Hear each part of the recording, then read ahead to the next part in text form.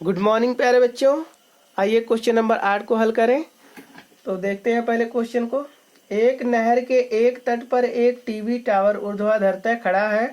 Tower के ठीक सामने दूसरे तट के एक अन्य बिंदु से टावर के शिखर का उन्नयन कोण 60 अंश है। इसी तट पर इसी बिंदु से 20 मीटर दूर और इसी बिंदु को मीनार के पाद से मिलाने वाली रेखा पर स्थित एक अन्य बिंदु से टावर के शिखर का उन्नयन कोण 30 अंश है। देखिए आकृति में टावर की ऊंचाई और नहर की चौड़ाई ज्ञात कीजिए।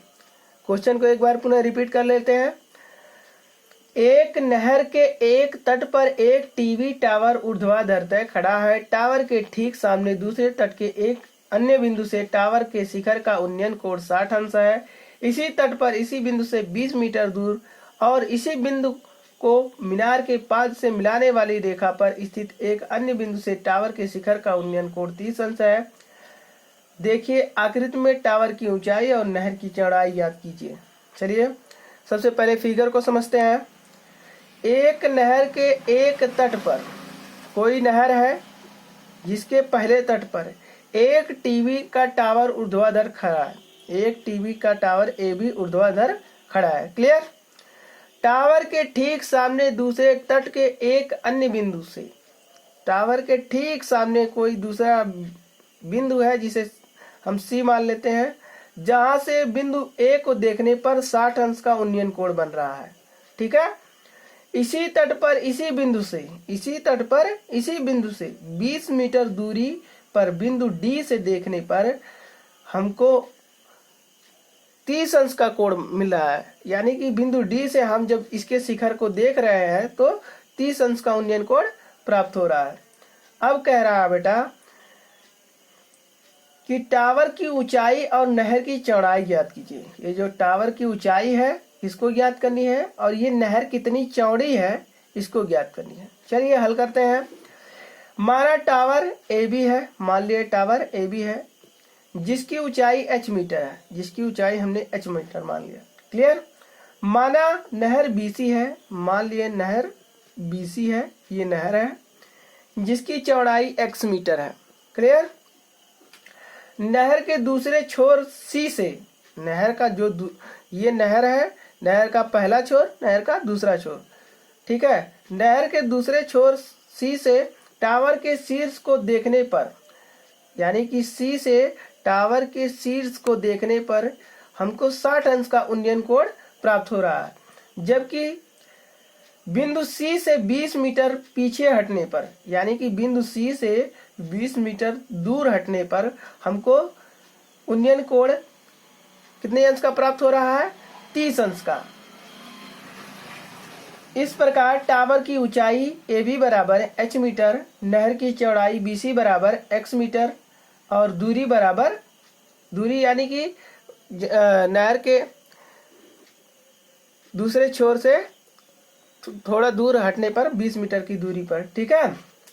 CD बराबर 20 मीटर।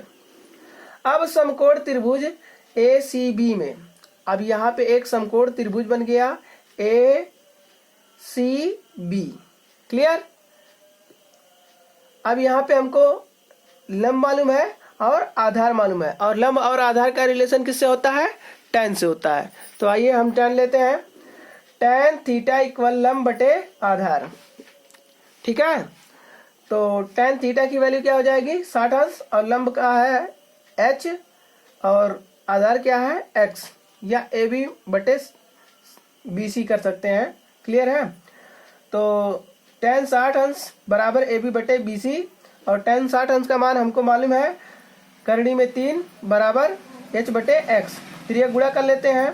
ये x का गुणा होगा √3 में तो हो जाएगा √3x, और h का गुणा होगा 1 में तो हो जाएगा h का h। समीकरण 1 बना लेते हैं बेटा। क्लियर। अब पुनः समकोण त्रिभुज ADB में, एक समकोण त्रिभुज पुनः इसी में और बना है ADB। इसमें देखते हैं। फिर लंब हमको मालूम है और आधार मालूम है, और लंब और आधार का रिलेशन किससे होता है? tan से। फिर हम tan लेते हैं तो tan थीटा बराबर हो जाएगा लंब बटे आधार। अब यहाँ थीटा की वैल्यू है 30 अंश, तो 30 अंश रख दिए। लंब हमारा AB है, AB रख दिए, और जो यहाँ पे ये यहाँ तक की दूरी है, डी से बी तक की दूरी जो है वो 20 प्लस एक्स है। तो हम यहाँ पे मान लिए हैं D C plus B C. चलिए क्लियर। अब tan 30 अंश का मान हमको मालूम है 1/3 रख दिए। ए बी की जो ऊंचाई है वो h मीटर है। D C plus B C की जो क्या कहते हैं चौड़ाई है या दूरी है वो है 20 प्लस एक्स। क्लियर। अब त्रिज्या गुणा कर लेते हैं। एक में 20 प्लस एक्स का गुणा होगा तो 20 एकम 20 और एक्स एकम एक्स, यानी कि 20 प्लस एक्स बराबर एच का गुणा होगा √3 में, तो हो जाएगा √3h। क्लियर। अब क्या करते हैं पक्षांतर कर लेते हैं। यहाँ पे h बराबर x प्लस 20 पूरे के बटे करनी में 3, समीकरण 2 बनाते हैं। अब क्या करते हैं बेटा, समीकरण 1 में भी h का मान प्राप्त है, समीकरण 2 में भी h का मान प्राप्त है। अब इन दोनों समीकरणों में हम क्या करेंगे, समीकरण की तुलना कर लेंगे, समीकरण 1 और समीकरण 2 की तुलना से। क्लियर। √3x बराबर x प्लस 20 बटे √3। अब क्या करते हैं, इसके नीचे 1 रख देते हैं, त्रिज्या गुणा कर लेते हैं। फिर √3 का √3 में जब गुणा होगा तो रूट हट जाएगा और 3x बचेगा, और इसका 1 में गुणा होगा x प्लस 20 हो जाएगा। ठीक है। अब यहाँ पे x प्लस में है, अब इधर जब खिसका देंगे तो हो जाएगा माइनस में, तो 3x माइनस x। अब इसमें से क्या कर लेंगे बराबर 20, इसमें से x घटा लेंगे तो हो जाएगा 2x बराबर 20। अब यहाँ x रहने देते हैं, इसके नीचे बटे में चला जाएगा 2, तो 2 से भाग देंगे 20 में, 2 दाएं 20, तो x बराबर कितना है 10 आता है। इसलिए नहर की चौड़ाई 10 मीटर होगी। क्लियर। अब बेटा x का मान समीकरण 1 में रखने पर, अब समीकरण 1 में x का मान रखते हैं। समीकरण 1 हमारा कहाँ है, यहाँ पे h बराबर √3x, तो h बराबर रूट मल्टीप्लाई x, तो h बराबर रूट, अब x की वैल्यू हम निकाले हैं 10, तो √3 मल्टीप्लाई 10, h बराबर 10 करनी में 3। अतः बेटा टावर की ऊंचाई कितनी होगी, 10 करनी में 3 मीटर।